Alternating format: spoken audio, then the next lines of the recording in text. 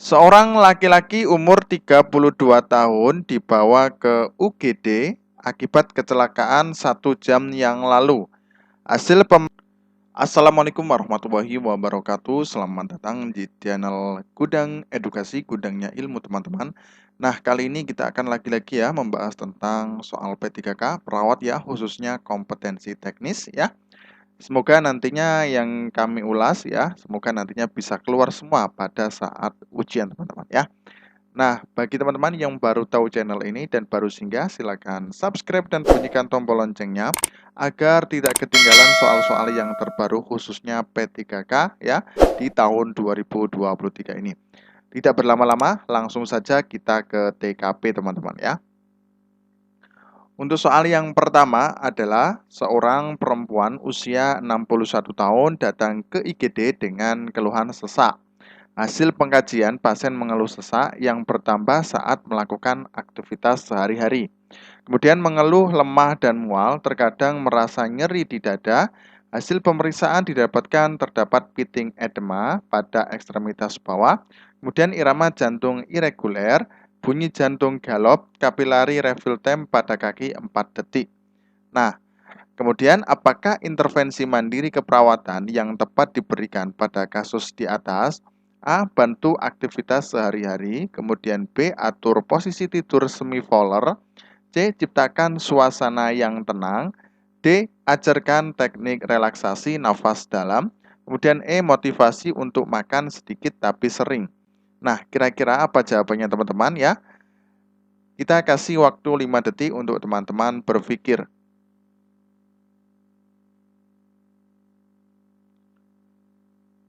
Oke, jawabannya apa teman-teman? Jawabannya adalah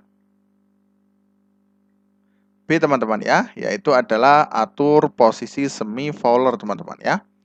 Nah, coba kita langsung ke soalnya teman-teman ya. Nah, ini seorang perempuan usia 61 tahun datang ke IGD dengan keluhan sesak ya. Nah, ini masalahnya sesak ya. Kemudian hasil pengkajian, pasien mengeluh sesak ya. Kemudian bertambah saat melakukan aktivitas sehari-hari. Kemudian mengeluh lemah dan mual, kemudian terkadang merasa nyeri di dada. Hasil pemeriksaan didapatkan terdapat pitting edema pada ekstremitas bawah, kemudian irama jantung irreguler, bunyi jantung galop, kapilari refill time pada kaki 4 detik teman-teman ya. Nah, yang ditanyakan adalah intervensi mandiri keperawatan ya, tindakan mandiri keperawat ya. Nah, jadi dari data-data yang sudah kita kutip ya di konteks soalnya ini teman-teman ya, ini mengarah kemana teman-teman? Yaitu adalah mengarah ke gagal jantung ya teman-teman ya, karena ditandai dengan sesak ya, kemudian ada irama jantung irreguler, kemudian ada bunyi tambahan ya, jantung galop ya. Kalau normalnya kan S1, S2 tunggal ya. Nah, seperti itu teman-teman ya. Nah, ketika sudah menentukan diagnosanya yaitu adalah gagal jantung ya teman-teman ya. Nah, kemudian, nah ini kan untuk keluhannya adalah sesak ya. Nah, biar tidak tambah sesak yaitu adalah atur posisi tidur semi-voller ya. Gunanya biar tidak tambah sesak. Nah, jelas ya teman-teman ya. Nah, kemudian bantu aktivitas sehari-hari ini bisa ya. Tapi kurang tepat ya karena tindakan mandiri keperawatan ya. Kemudian ciptakan suasana tenang ini juga boleh ya, tapi kurang tepat juga. Kemudian ajarkan teknik relaksasi nafas dalam. Ini juga bisa ya, nanti untuk biar nggak tambah sesak. Nah ya, biar tenang juga. Nah, tapi kurang tepat ya. Kemudian motivasi untuk makan sedikit tapi sering ya, karena di sini ada mual ya. Nah, tapi data-datanya kurang ya teman-teman ya. Oke, jelas ya teman-teman ya. Kemudian lanjut ke soal berikutnya. Seorang laki-laki usia 41 tahun dibawa ke IGD dengan kecelakaan lalu lintas. Hasil pengkajian didapatkan nyeri dada skala 6. Kemudian saat dipalpasi terdapat krepitasi, pernafasan paradoksal, kemudian fraktur terbuka di femur sinistra yang disertai perdarahan. Kemudian tekanan darah 90/70 mmHg. Kemudian RR 34 kali per menit. Tekanan darah 90/60. Kemudian pH darah 6,8, PCO2 46 mmHg. Kemudian fototoraks fraktur di iga 4-7 ya. Kemudian apakah masalah keperawatan utama pada kasus di atas? A. Nyeri. Kemudian B. Kerusakan mobilitas. C. Defisit volume cairan. D. Ketidakefektifan pola nafas. E. Gangguan pertukaran gas. Nah, kira-kira apa jawabannya teman-teman?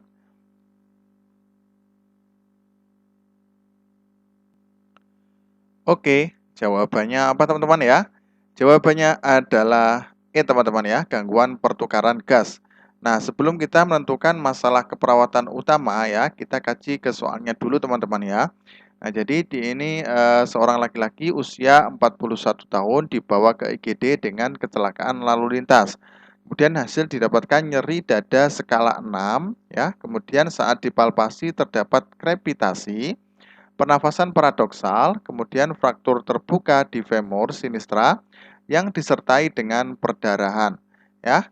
Kemudian tekanan darah 90/70 ya.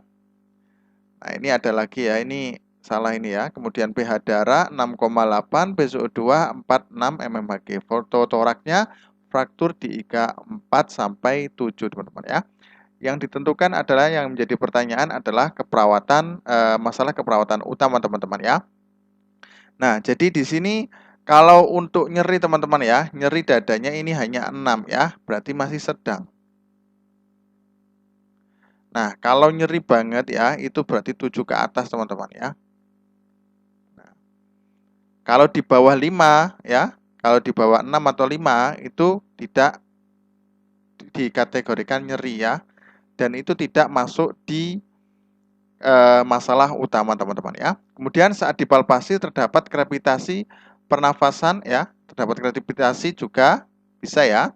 Kemudian fraktur terbuka ya, ini ya di femur sinistra. Nah, namun di pH darahnya ya 6,8, PCO2 46 mmHg ini dari AGD-nya ini teman-teman ya, enggak abnormal ya teman-teman ya, abnormal ya. Jadi kalau pH darah pH normal ya, yaitu adalah 7,35 sampai 7,45. Nah, kemudian PCO2 yaitu adalah 35 sampai 45 ya. Nah, coba kita lihat untuk nilai pH-nya teman-teman ya, otomatis ini turun ya. Tidak ya, abnormal ya, 6,8. Kemudian PCO2 35 sampai 45 berarti tinggi ya, 46 teman-teman ya. Jadi otomatis ya, meskipun ada fraktur ya, tapi kita lihat untuk nilai AGD-nya dulu ya. Nah, seperti itu teman-teman ya. Jadi yang tepat untuk jawaban nomor 2 adalah gangguan pertukaran gas ya, karena di sini yang di analisa dulu adalah di AGD-nya juga ya, teman-teman ya. Nah, kalau ada AGD meskipun di situ sesak atau apa, itu tetap gangguan pertukaran gas, teman-teman ya. Intinya seperti itu ya. Dan di sini juga untuk pH-nya dan PCO2-nya tidak normal, teman-teman ya. Kemudian nyeri ya, sudah jelaskan tadi ya, sudah jelaskan tadi bahwasanya ini nyerinya hanya 6, berarti sedang. Kemudian kerusakan mobilitas ini juga bisa, tapi bukan diagnosa keperawatan utama teman-teman ya, karena di sini ada fraktur terbuka ya. Kemudian ada di femur sinistra ya yang disertai dengan perdarahan ya. Kemudian defisit volume cairan ini data-datanya kurang ya teman-teman ya. Tidak ada mata cekung ya. Kemudian ketidakefektifan pola nafas ini berarti apa teman-teman? Yaitu adalah adanya otot bantu nafas. Nah, di sini tidak disebutkan ya di konteks soalnya. Dan gangguan pertukaran gas ini yang benar ya. Soalnya di sini ada nilai dari AGD teman-teman ya. Analisis gas darah teman-teman ya. Oke, lanjut ke soal berikutnya. Seorang perempuan usia 37 tahun datang ke IGD dengan kecelakaan lalu lintas. Hasil pengkajian didapatkan terdapat jejas pada pelipis kiri, hematom periorbital, kemudian fraktur mandibularis, terdengar suara snoring, kemudian pernafasan tidak teratur. GCS 10, E2, M5, V3. Nah, apakah tindakan untuk mempertahankan pernafasan berdasarkan kasus di atas? A. Intubasi, kemudian B. NPA, C. OPA, kemudian D. Suction, E. Needle cricothyroidotomy. Nah, kira-kira apa jawabannya teman-teman? Kita kasih waktu 5 detik untuk teman-teman berpikir ya.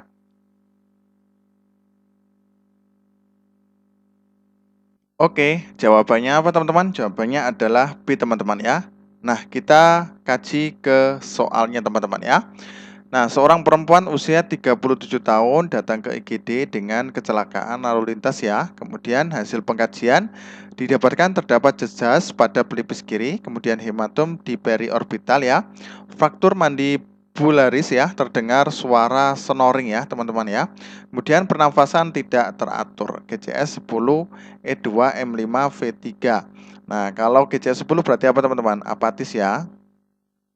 Nah, kemudian suara snoring ini teman-teman berarti apa? Indikasi apa? Lidah jatuh ke belakang teman-teman ya.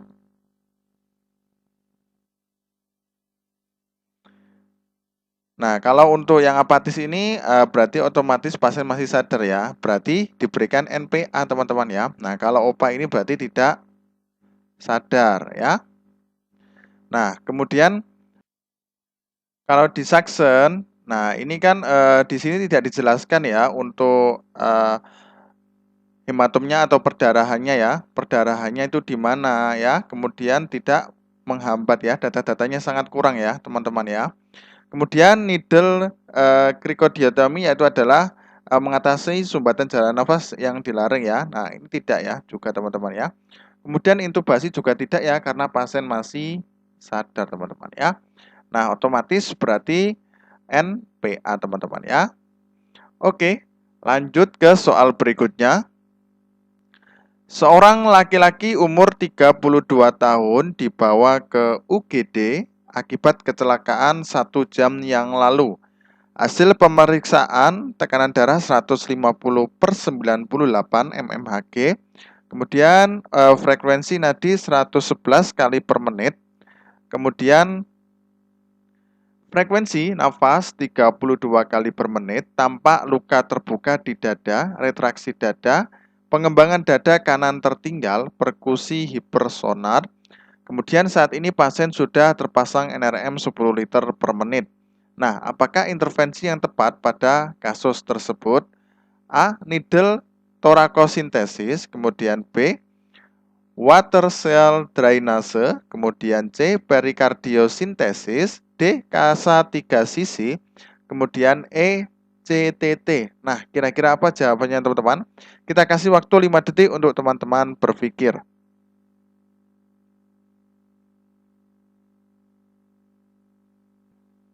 Oke, jawabannya apa teman-teman?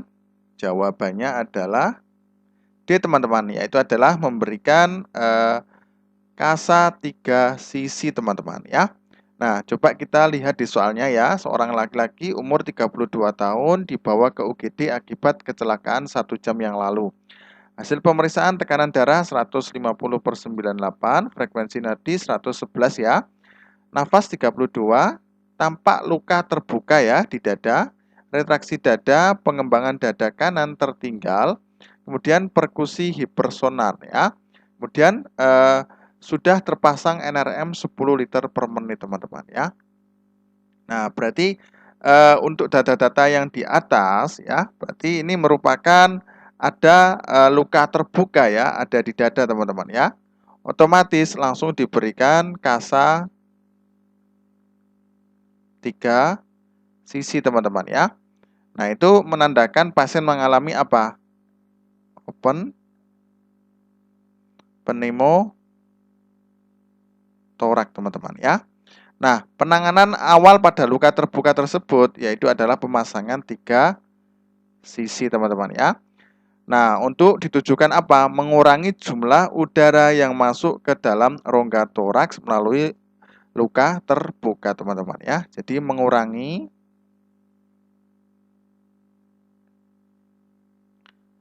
jumlah udara ya yang masuk ke dalam rongga toraks ya. Nah, karena ada luka terbuka di dada teman-teman ya. Nah, seperti itu teman-teman ya. Nah, kemudian udara yang masuk melalui luka tersebut dapat memperparah atau meningkatkan tekanan intratorakal. Nah, sehingga tekanan intratorakal tinggi dan proses ventilasi akan terganggu. Nah, selanjutnya sisa terbuka dari keempat sisi kasa yang terpasang bertujuan untuk memberikan kesempatan udara yang sudah ada di dalam rongga toraks keluar secara perlahan-lahan dengan tujuan menurunkan tekanan intratorakal teman-teman ya. Nah, seperti itu teman-teman ya. Jadi di sini kita amankan untuk lukanya dulu ya, agar nantinya bisa mengurangi jumlah udara yang masuk ke dalam rongga torak karena sudah ada tanda-tanda yaitu adalah open pneumotorak teman-teman ya. Oke. Nah, kenapa kok tidak A teman-teman ya? Karena untuk needle torakosintesis ini pada tension pneumotorak ya teman-teman ya. Tension pneumotoraks ya.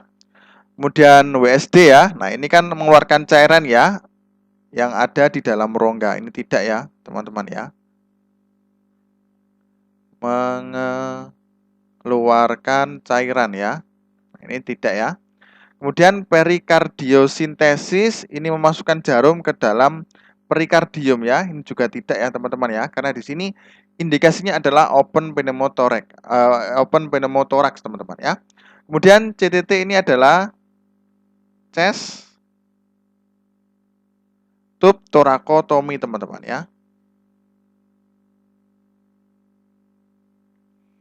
Nah, jadi ini pemasangan selang dada untuk mengeluarkan cairan atau udara ya. Nah, jadi ini juga tidak teman-teman ya. Oke, lanjut ke soal berikutnya. Seorang laki-laki umur 62 tahun tinggal di Panti Werda sejak 5 tahun yang lalu. Hasil pengkajian, klien cepat merasa tersinggung saat ditanya tentang pekerjaan masa lalu. Kemudian klien merasa masih menjadi direktur suatu perusahaan dan sering bercerita ke teman di Panti Werda tentang pekerjaannya tersebut. Ya. Kemudian klien terkadang ya terlihat melamun dan memikirkan sesuatu saat diajak komunikasi. Apakah perubahan yang dialami klien tersebut? A. Fisik ya. Kemudian B. Psikososial, C. Spiritual, D. Psikologis, E. Biologis. Nah, kira-kira apa jawabannya teman-teman ya? Kita kasih waktu 5 detik untuk berpikir teman-teman ya.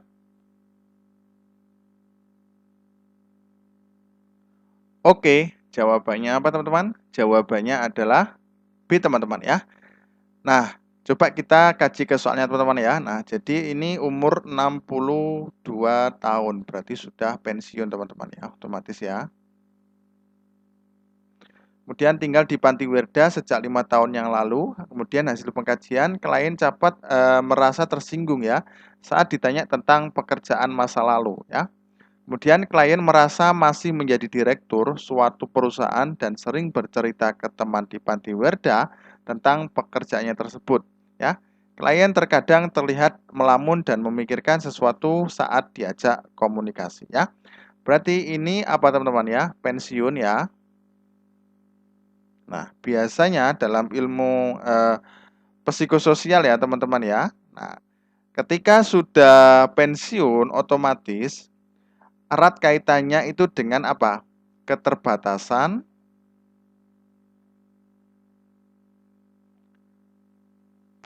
produktivitas ya.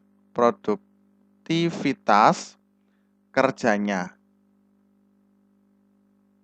Nah, biasanya akan memasuki masa-masa apa teman-teman? Kehilangan ya. Nomor 1 kehilangan finansial ya, yang biasanya mendapatkan 20 juta ya, kemudian setelah pensiun tidak mendapatkan apa-apa teman-teman ya. Kemudian kehilangan apa?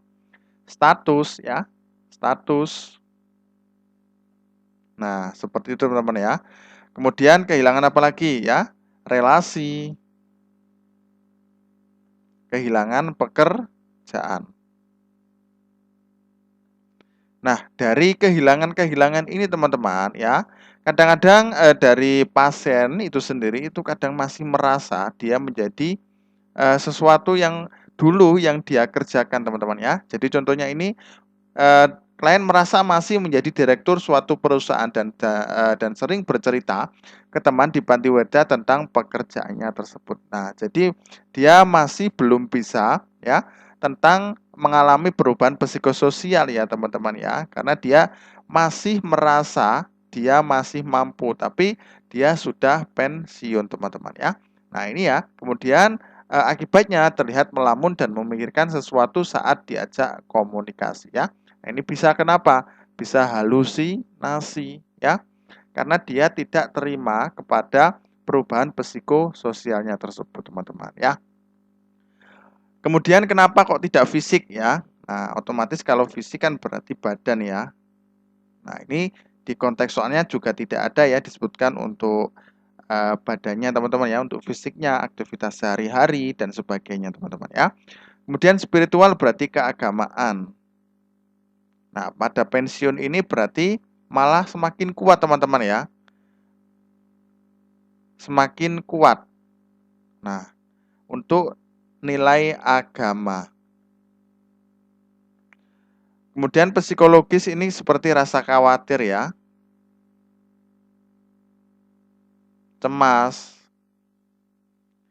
Kemudian biologis ini berarti apa? Penurunan tinggi badan.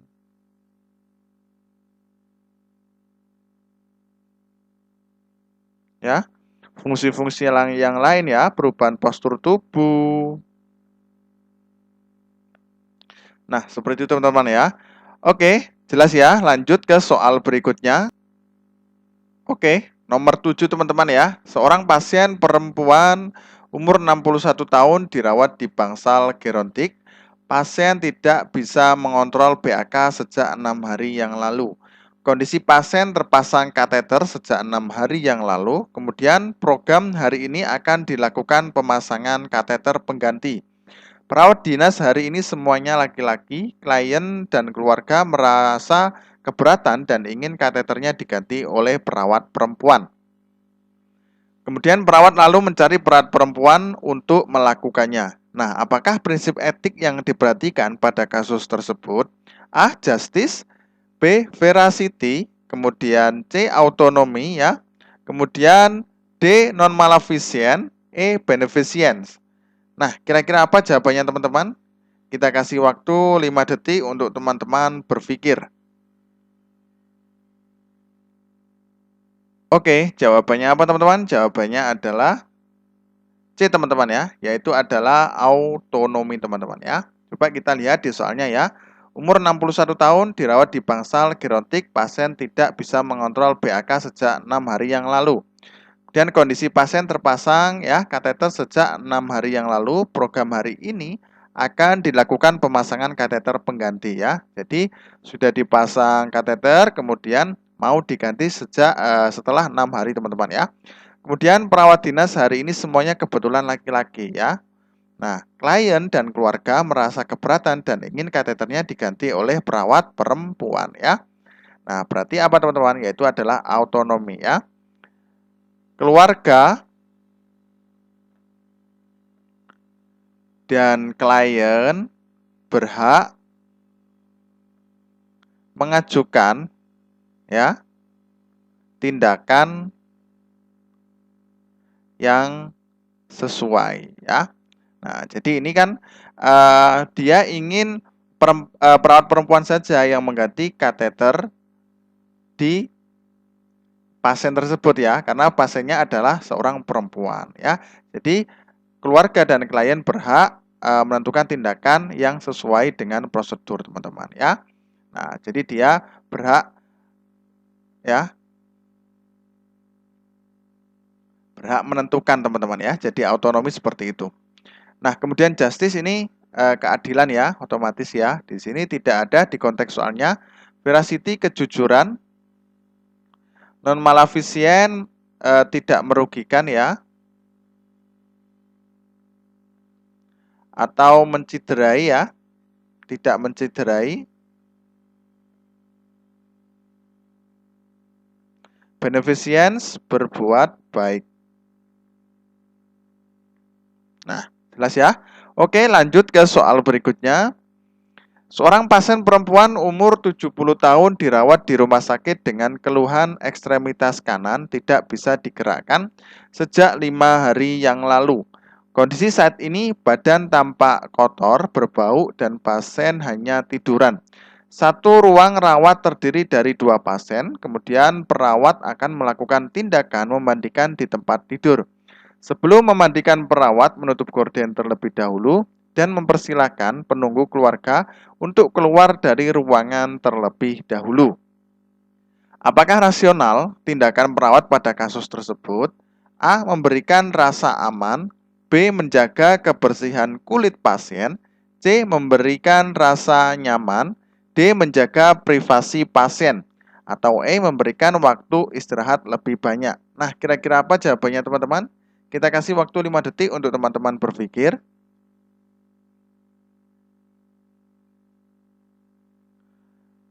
Oke, jawabannya adalah D ya, gampang banget ya. Termasuk menjaga privasi pasien, teman-teman ya.